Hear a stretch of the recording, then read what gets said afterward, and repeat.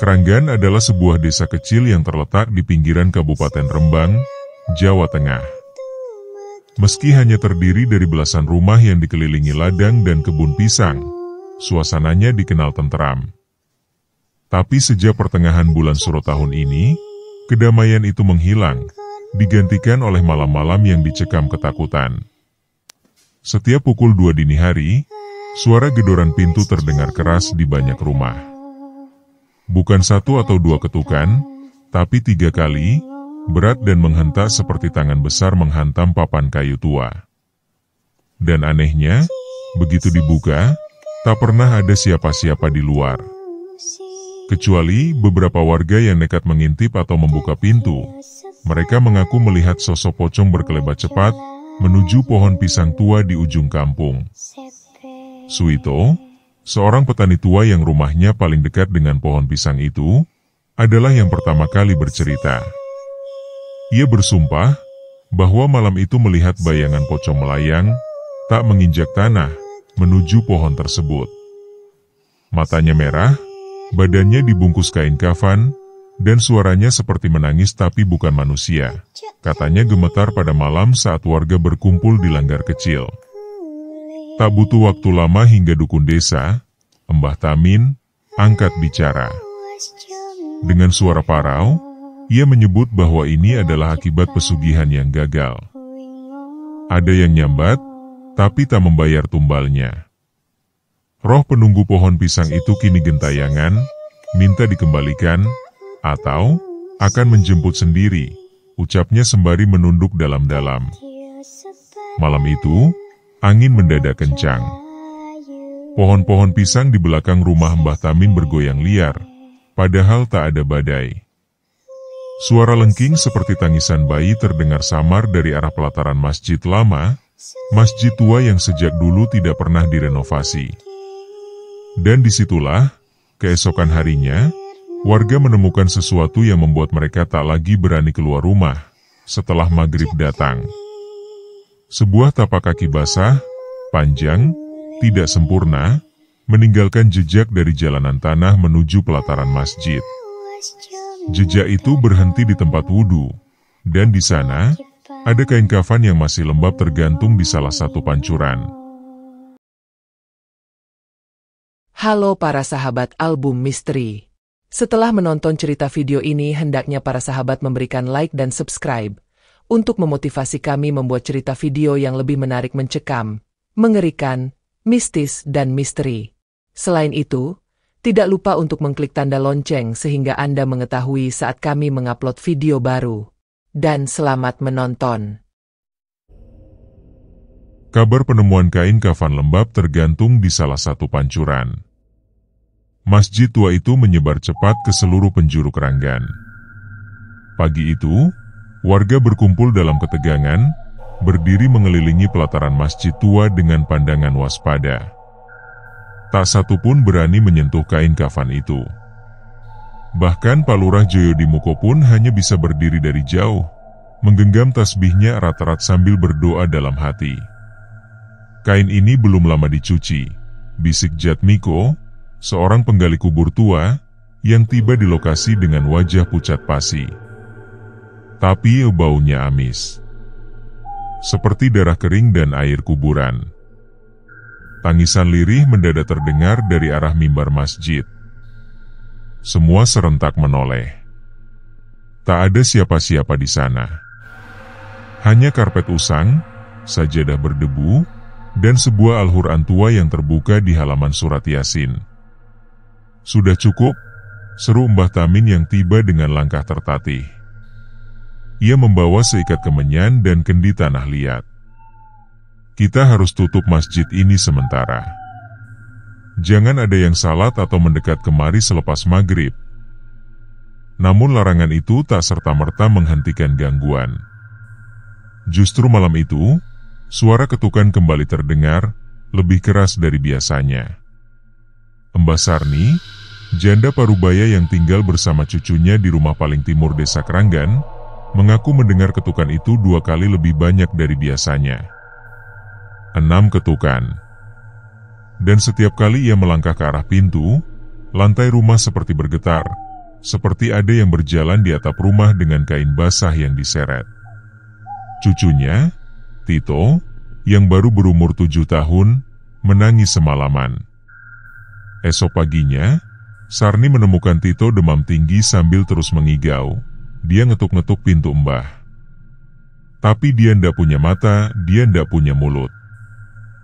Warga makin resah. Ketukan kini datang bukan hanya ke 1-2 rumah, tapi hampir semua rumah di Keranggan. Selalu pukul 2. Selalu 3 kali. Dan selalu membuat ayam-ayam berhenti berkokok. Seolah waktu benar-benar membeku. Lalu, malam ke-7 sejak tapak basah itu ditemukan, suara tangisan kembali terdengar dari pelataran masjid. Tapi kali ini tak hanya suara. Di bawah cahaya bulan separuh, Bayu Yoga Praja, seorang remaja santri yang tinggal dekat masjid, mengaku melihat sesosok pocong membungkuk di pojok tembok. Sosok itu menutupi wajahnya dengan tangan, tapi dari sela-sela jari, terdengar erangan lirih seperti orang kesakitan. Ketika Bayu memanggil, sosok itu mendadak menoleh. Lehernya patah dan matanya cuma bolongan hitam. Bayu lari terbirit-birit, jatuh menabrak pohon pisang. Ia tak berhenti menangis hingga pagi. Dan saat warga mencoba memastikan apa yang dilihat Bayu, mereka menemukan tanah di pelataran masjid tercabik seperti digali paksa. Di tengahnya, tertancap seikat bunga kantil kering dan seutas benang mori lusuh yang masih terikat simpul tali pocong. Mbah Tamin yang datang tak lama kemudian, langsung pucat pasi saat melihat simpul itu. Dengan suara serak dan mata yang tak berkedip, ia berbisik, "Ini tali ikat tubuh pesugihan. Ini bukan hantu biasa. Ini roh yang ditahan di antara dunia, karena janjinya belum ditepati." Warga terdiam. Keringat dingin merembes di pelipis, meski matahari pagi mulai naik. Tak ada yang bersuara, kecuali satu orang yang perlahan mundur dari kerumunan. Wajahnya pucat, tangannya gemetar. Namanya Mulyono, pemilik toko kelontong yang belakangan diketahui hidup makin berkecukupan dalam waktu singkat. Malam harinya, Mbah Tamin memanggil para sesepuh kampung Kelanggar. Ia membuka sebuah kitab kuno bersampul kulit kambing, yang akan dimanfaatkan hanya dalam keadaan genting. Di sana tertulis syarat dan ciri-ciri orang yang gagal dalam perjanjian pesugihan. Jika tumbal tak diberikan tepat pada malam ke-41, maka sang pemanggil akan diburu oleh arwah pendampingnya sendiri. Sosok itu akan mengetuk pintu sebagai isyarat, meminta pintu dibuka agar ia bisa menagih atau mengambil paksa. Salah satu warga, Dirman Suradi, tiba-tiba teringat sesuatu. Beberapa minggu sebelum gangguan dimulai, ia pernah melihat Mulyono berjalan tengah malam ke arah kebun pisang tua di belakang masjid. Waktu itu ia kira Mulyono sedang mencari sesuatu yang hilang. "Kau yakin?" tanya Mbah Tamin. Dirman mengangguk ragu, lalu berkata, "Yang aneh, waktu itu Mulyono membawa kendi tanah liat dan kepala ayam hitam." Kecurigaan pun membuncah. Apalagi beberapa warga mulai menyadari tanda-tanda aneh yang muncul di tubuh Mulyono. Lehernya yang dulu sehat kini selalu tertutup syal, meski cuaca panas. Dan ia tak pernah salat berjamaah lagi sejak malam pertama ketukan terdengar. Puncaknya terjadi malam itu. Saat suara ketukan datang kembali, 3 kali, lalu diam sejenak, lalu 3 kali lagi, Mulyono berteriak dari dalam rumahnya. "Jangan buka. Jangan buka pintunya, Aa." Tapi terlambat. Istrinya, Lastri Srikanti, yang tak tahan mendengar suara itu, membukakan pintu dengan tangan gemetar. Dan di sanalah ia melihatnya. Sosok pocong tinggi dengan kain kafan bertabur noda tanah, berdiri membelakangi mereka. rambut panjang terurai dari celah kain kafan. Sosok itu perlahan menoleh. Wajahnya rusak, seperti mayat yang telah membusuk bertahun-tahun. Mulyono pingsan seketika. Dan esok paginya, saat warga datang membantu, mereka menemukannya tergeletak di ruang tamu dengan leher tertekuk miring. Di dadanya tergurat bekas cakaran hitam, dan ada tanah merah basah yang berserakan dari saku celananya. Desas-desus langsung menyebar. Sebagian bilang Mulyono mati dijemput arwah pesugihan. Sebagian lagi meyakini ia belum mati sepenuhnya, hanya raganya yang lemas, sementara jiwanya sudah dicengkeram makhluk dari alam lain. Yang jelas, sejak malam itu, gangguan semakin menjadi-jadi. Tak lagi hanya terdengar ketukan pintu di dini hari, kini sosok pocong mulai terlihat di waktu-waktu ganjil. Siang bolong, warga melihatnya berdiri di pinggir sumur tua, tepat di belakang sekolah dasar yang sudah lama tak dipakai. Anak-anak kecil yang lewat menggambarkan sosok itu dengan polos, itu mbak-mbak bajunya putih semua, matanya kosong dan dia nangis bu. Tangisan itu pula yang kemudian terdengar saat langit mulai redup. Bukan lagi dari pelataran masjid, tapi dari arah rumah Bu Sarni. Warga yang panik berdatangan, tapi tak bisa masuk. Pintu rumahnya terkunci dari dalam. Di balik jendela yang retak, samar terlihat bayangan pocong duduk memeluk lutut, menghadap tembok. Tangisannya lirih, tapi mengguncang hati. Seakan ada kesedihan tak tertanggungkan, yang mengendap di dalam suara itu. Ketika akhirnya pintu berhasil didobrak, Mbah Sarni ditemukan terduduk di pojok ruangan, matanya terbuka tapi kosong. Di pelukannya, Tito cucunya menggigil hebat, dengan bercak tanah di dahinya, dan bisikan yang tak henti keluar dari mulut kecilnya. Aku bukan yang dia mau, aku bukan yang dia mau, aku bukan. Warga mulai menyadari bahwa teror ini tak akan berhenti hanya dengan menebang pohon atau menutup masjid. Ini adalah warisan dari perjanjian yang tak selesai. Dan tumbalnya belum lengkap. Dalam rapat dadakan yang digelar malam itu di rumah Pak Lurah, Mbah Tamin kembali angkat bicara. Suaranya berat, napasnya lambat, dan pandangannya menyorot lampu gantung yang berayun pelan. Pesugihan itu butuh 2 tumbal, katanya pelan. 1 untuk pembuka, 1 untuk penutup. Yang pertama sudah dikorbankan, kita hanya belum tahu siapa. Yang kedua, harus diserahkan di malam ke-41. Jika tidak, sang arwah penunggu akan memilih sendiri. Dan jika ia memilih, itu berarti akan terus berulang. Setiap 41 malam. Pak Lurah menatap Mbah Tamin, lalu bertanya lirih, apa ada cara untuk menghentikan semuanya? Mbah Tamin menarik napas dalam-dalam. Lalu berkata, hanya 1. Kita harus tahu siapa tumbal pertamanya. Karena dari situlah arwahnya memulai dendam. Semua terdiam. Dan saat itulah, Bu Lurah, yang sedari tadi diam di sudut ruangan, tiba-tiba bergumam. Matanya menerawang kosong. Wulan, anak kecil yang hilang 3 bulan lalu. Dia tetangga Pak Mulyono. Wulan sebelum hilang, sering main ke toko Pak Mulyono. Lalu lenyap saat main di kebun pisang. Mata Pak Lurah membelalak. Astagfirullah, jangan-jangan. Wulan bukan hanya hilang. Ia mungkin telah dikorbankan. Berbekal kecurigaan itu, esok harinya warga Keranggan mendatangi kebun pisang di belakang toko Mulyono.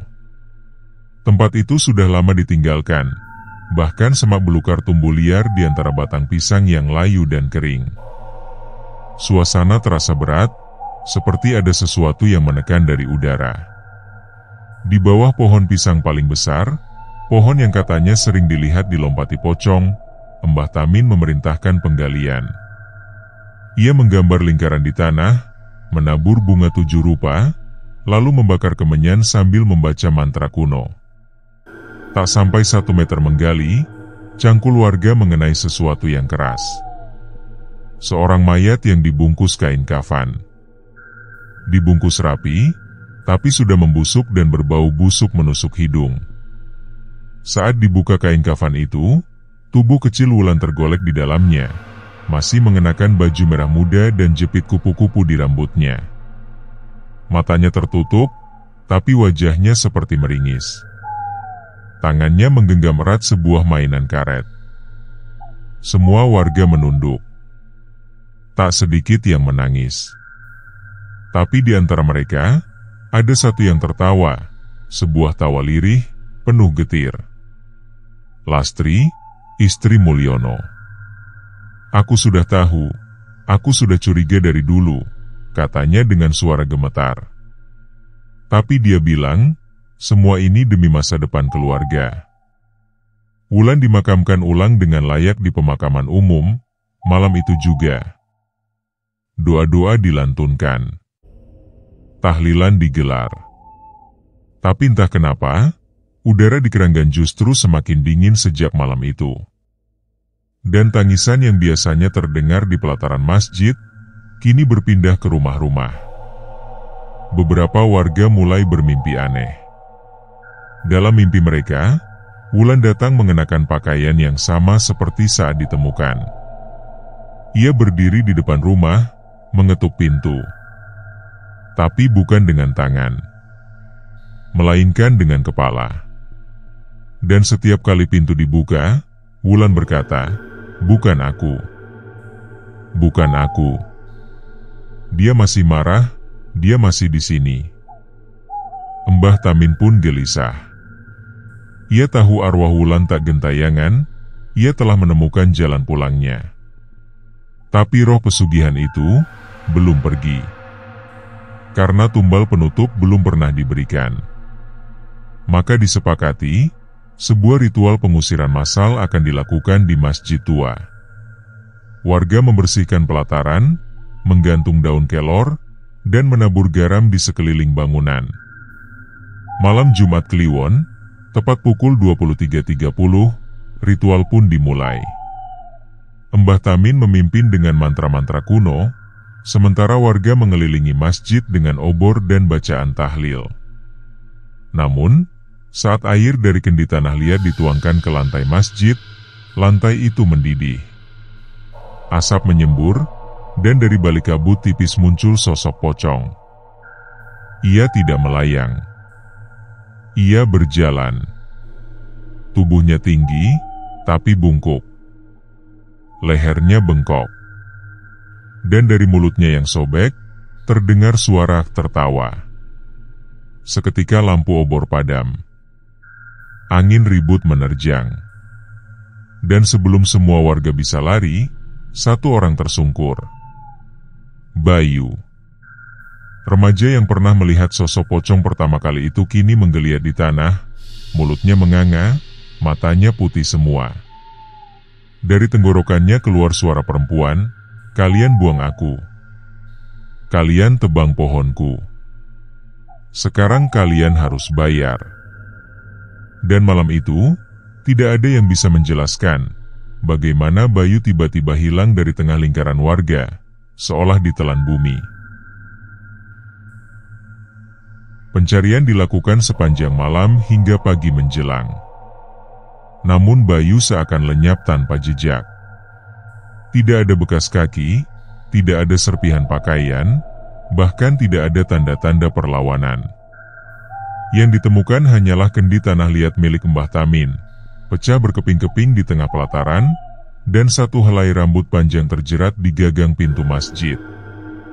Warga mulai dicekam kepanikan. Satu persatu orang jatuh sakit. Lastri dilarikan ke puskesmas karena mimisan parah, dan tubuhnya tiba-tiba penuh lebam-lebam hitam. Seorang balita di RT 03 menjerit setiap malam, katanya melihat Mbah Pocong berdiri di atas genteng, menatap dari balik celah atap. Dan kemudian, hal yang paling aneh mulai terjadi. Pohon pisang tua di samping masjid, yang selama ini tak pernah berbuah sejak musim kemarau panjang, tiba-tiba penuh buah. Buahnya besar-besar, menguning kejinggaan. Wangi menyengat seperti citrus yang terlalu matang. Tapi saat salah satu anak mencicipi karena tak tahu, pisang itu pecah di mulutnya, mengeluarkan cairan merah kental seperti darah. Anak itu muntah darah dan dilarikan ke rumah sakit. Saat diteliti, ternyata cairan tersebut mengandung zat formalin dan unsur tanah pekat, seolah berasal dari dalam makam. Keesokan harinya, warga sepakat menebang pohon pisang itu. Tapi anehnya, setiap kali pohon ditebas, batangnya justru tumbuh kembali keesokan hari. Seperti hidup. Seperti tak rela ditebang. Pohon ini bukan pohon biasa, kata Mbah Tamin dengan suara berat. Ini tempat bersemayamnya arwah pendamping pesugihan. Dan dari sinilah semua berawal. Saat menyisir akar pohon itu, salah satu pemuda menemukan sesuatu yang membuat darahnya membeku. Potongan kepala ayam hitam yang sudah membatu, dibungkus daun kelapa kering dan benang mori. Dan lebih mengerikan lagi, di bawah akar terdalam terdapat balok kayu kecil bertuliskan aksara Jawa kuno. Pangresmi, ganti ning nyowo. Pengesahan, pengganti nyawa. Mbah Tamin terpaku lama membaca tulisan itu. Lalu ia menoleh dengan wajah muram dan berkata, "Ini berarti tumbal penutup yang dijanjikan bukan manusia, tapi pohon ini. Ia ditanam sebagai penjaga perjanjian. Dan ketika ditebang sebelum waktunya, arwah di dalamnya terlepas. Sekarang, ia memilih mangsanya sendiri." Warga terdiam. Tak ada yang berani memandang langsung pohon pisang itu. Cahaya senja menyusup lewat sela dedaunan, tapi entah kenapa, bayangan pohonnya seolah bergerak sendiri, memanjang seperti tangan yang ingin meraih siapa saja yang terlalu dekat. Dan saat adzan maghrib berkumandang, ketukan kembali terdengar. Bukan dari pintu rumah, melainkan dari dalam sumur masjid. Ketukan itu terdengar jelas, seperti tulang mengetuk batu. 3 kali. Lalu jeda. Lalu 3 kali lagi. Suara itu menggema, bukan keluar, melainkan ke dalam dada siapapun yang mendengarnya. Seperti memanggil. Seperti menyuruh mendekat. Warga berkumpul, menyorot ke dalam sumur dengan lampu senter. Airnya hitam pekat, nyaris tak memantulkan cahaya. Lalu dari balik kegelapan air, terlihat sesuatu bergerak. Bukan ikan. Bukan ular. Tapi seikat kain putih, melambai pelan. Seolah mengambang, atau sedang menunggu. Pak Lurah yang berdiri paling depan mendadak muntah darah. Ia jatuh tersungkur, tubuhnya menggigil hebat. Dari mulutnya keluar suara bisikan. "Gantikan aku. Satu lagi. Satu saja lagi." Mbah Tamin maju ke tepi sumur, menggenggam kendi baru berisi air dari 7 mata air, dan memulai doa terakhir. Ia membaca ayat-ayat pelindung, lalu menuangkan air itu ke dalam sumur. Seketika udara berubah. Angin berhenti. Malam menjadi terlalu sunyi. Terlalu sepi. Dan dari dasar sumur, terdengar suara tangisan lalu tawa. Sosok pocong itu melesat keluar, membubung ke langit seperti kabut. Lalu lenyap di balik pohon pisang. Semua lampu padam. Masjid bergetar pelan. Tapi setelah itu, ketenangan datang seperti embusan napas terakhir. Tak ada lagi ketukan. Tak ada lagi tangisan. Tak ada lagi pocong. Warga mengira semuanya telah usai. Namun, 3 hari kemudian, Bayu ditemukan duduk sendirian di tangga masjid. Matanya kosong, tubuhnya kurus dan pucat. Di tangannya tergenggam sepotong tali mori yang basah. Dan saat ditanya apa yang terjadi, ia hanya menjawab pelan. Aku sudah lihat 7 nama. 7 yang akan dipanggil selanjutnya. Mbah Tamin yang mendengarnya langsung limbung. Ia tahu meski roh utama telah diusir, warisan pesugihan itu belum sepenuhnya terputus. Karena siapapun yang pernah melihat, memanggil, atau bahkan hanya mendengar kisah ini, bisa saja masuk dalam daftar. Malam itu, ia menuliskan semuanya dalam kitab kuno peninggalan leluhurnya. Di halaman terakhir, ia menulis dengan tinta merah. Kutukan tidak mati. Ia hanya menunggu giliran. Dan suara ketukan itu akan selalu datang. Tepat pukul 2 dini hari. Tamat.